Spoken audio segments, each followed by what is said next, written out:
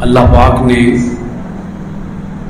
ایک اس بادشاہ کا ذکر کیا کہ جس کے سامنے دو عظیم پیغمبر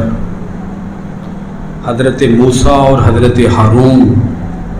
اللہ کا پیغام لے کر پہنچے، لیکن اس بادشاہ کے اندر رعونت اور تکبر کا عالم یہ تھا کہ اس نے ان دونوں پیغمبروں کے پیغام کو سمجھ لینے کے باوجود انکار کر دیا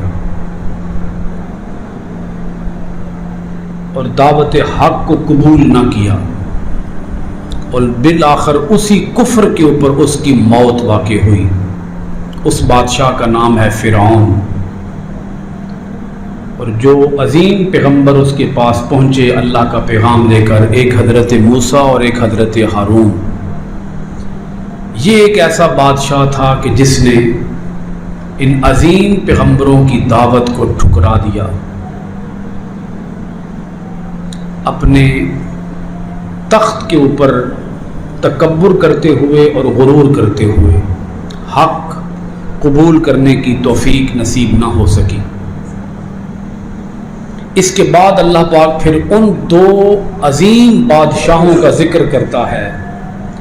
کہ جو بادشاہ تھے مگر جنہوں نے بادشاہت کے اندر بھی فقیری کی ہے، تھے وہ بھی بادشاہ۔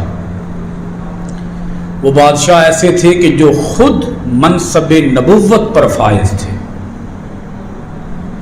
ایک حضرت داؤد علیہ السلام اور ایک حضرت